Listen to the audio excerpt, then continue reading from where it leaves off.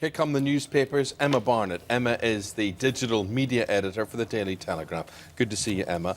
And we start with pensions. Yes, there's been a review going on, as we know, of all public sector workers, but more specifically with the MPs. And the Senior Salaries Review Body has come back saying that MPs should be working till they're 68, and also that they're set to lose their gold-plated salaries. Pensions, which formerly has been done on pensions based on their final salaries as opposed to an average. So now it's going to be looking at whether it can actually do an average, which is hoping will actually save, some are saying, even billions for the country, in a move which is also being looked at being extended across, as I say, public sector. OK. All of it making it less and less attractive to be an MP, I would have thought. Now, this is interesting. We were talking 2 years away today to the Olympics opening in London. Half of Britain's Olympic hopefuls face a funding axe because of the downturn. Yes, Peter Keane, who's the Director of Performance at UK Sport, he's told The Guardian that he's willing to divert money from 50% of the country's sporting bodies in favour of athletes who actually do sports which have a more realistic chance of reaching the podium at the Olympics. So, sort of backing, if you like. Right, so he wants to back cycling, athletics, rowing, sailing, swimming. These could become the sole priority for him. Yes, he says sports which have a reasonable chance of winning a medal are the priorities moving forward. Is it the winning or is it the taking part, Charlotte? It's the winning.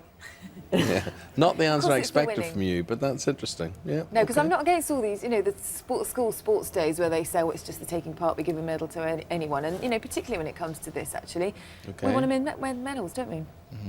But I thought we were good at things like shooting and equestrian events and all that sort of thing, but so they would fall under your axe. Well, I think you've got to prioritise the ones that you are... Archery, with a James Whale comes in and here's what you have I'll to be say in about trouble.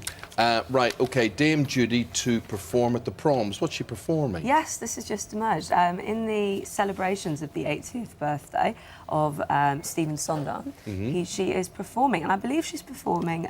Send in the Clowns. Send in the Clowns. She's going to sing. Yes, so she has just made this announcement, and obviously the people who bought their tickets for this particular prom this Saturday didn't know Judi Dench would be singing, so it was an extra bonus for them. But there's a long sort of mutual rapport between Sondheim and Dench, and she's nervous, I think, but very excited. OK. Now, this is pets. There's two pictures. There's a picture here of two lovely Labradors here. Tell us the problem. Half of dogs will soon be at risk of an early death because owners are overfeeding them. OK. On the left is what this poor dog looks like, and on the right is what it should look like. Yes. So the proportion of overweight dogs has actually risen to 35% from 21% 4 years ago, according to some new study. And by 2013, nearly 50% of British dogs are actually set to be dangerously overweight because their owners keep giving them little treats like chips and curries and cheese and things that shouldn't really be in their diet. So they're sort of being killed by kindness, really. Where do you stand on killing by kindness, Charlotte? It's disgusting. It makes me really, really angry. You told me off the other night. We were out the other night and Charlotte had her dog with her and I went to feed it something. You didn't like that. No, I just strongly believe, a lot of the food that people eat these days just aren't suitable for dogs. You shouldn't give your dogs, things like you've just been mentioning. It's just not right. They should be fed dog food. And I didn't realise that chocolate poisons dogs. Oh, I didn't know. Yeah, and a lot of the foods, a lot of the foods that we eat are just too rich for them. They're not good for their dietary systems, as well as, being a health risk as well. So people have to be responsible. It's animal cruelty. If you overfeed your dog, it is animal cruelty. But when that little face looks at you, no, well, they're always big eyes, I think that's and it looked at me like Charlotte never feeds me at the table. But they do that. They do that, and also dogs will eat and eat and eat because they, because they're pack animals like that, and because of the way they are in nature. They won't turn around and say, I'm hungry. So people think that they're always hungry, but they're not. So. OK. Discipline. On the subject of animals, Yes. Elton John to do Animal Farm, the musical. I know, sort of Stalinist musical's quite an interesting concept, isn't it? Yeah, teaming up with Lee Hall, who obviously is the award-winning lyric writer for things like Billy Elliot. But they're hoping, they started work apparently, not imminently to come to the stage, but sort of in the next few years to bring Animal Farm. Yeah.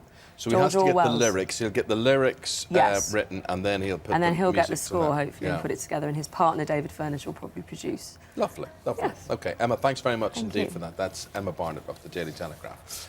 Sky News Sunrise on our website. Sky News. Carlos Acosta sounds like a coffee chain shop, but no, he is. No, it does actually, but he is in fact. Do you know who he is, Sarah Jane Me? No, I don't, but I've got a feeling I'm about to find out. He's very light on his feet. He is a ballet superstar, as you will see from the beads of sweat pouring down his well-honed chest now. Here to do a whatever he... Sounds like you quite like him. well, he's a physical specimen. He is absolutely. Our showbiz correspondent Steve Hargrave, who's not a physical specimen, went along to watch the man in action. Trial basis. What have you got email-wise, Charlotte? Well, actually, referring back to what we were talking about earlier, computer speeds. Remember, we were talking about that. Lots of people have got in touch to say a way to check your computer speed. There are lots of websites that do it for you, actually, so there is a way you can do it if you think that you're not getting the speed your provider says. Diane Smith says, tell Eamon he needs a new computer, by the way. No one has egg timers anymore. Really? That's what she says. Message from Diane. Well, I do. I do. So there you Is the go. weather up to speed today, Lucy? It's nearly there. Yeah, it's warm. It's just not that sunny. Is that okay? That'll do. It'll do. Got the details for you now. That they ought to consider. What are the messages coming in about BP, Charlotte? Here's just a couple for you, actually. Kelly Ward in London says it makes me wonder how the protesters travelled around London, closing these petrol stations. And we have had some support coming in, actually. This is from Stephen Hughes. He said, I'll join the protesters if I can. I'm absolutely outraged by what they've done in the Gulf of Mexico. OK, and here is a rundown of what else is happening from Charlotte. After that, I'll have the front pages of the papers for you. Thanks, Eamon. A British soldier's been killed in Afghanistan. His family has been informed. He died in an explosion while serving with 3-6 Engineer Regiment Award later this year.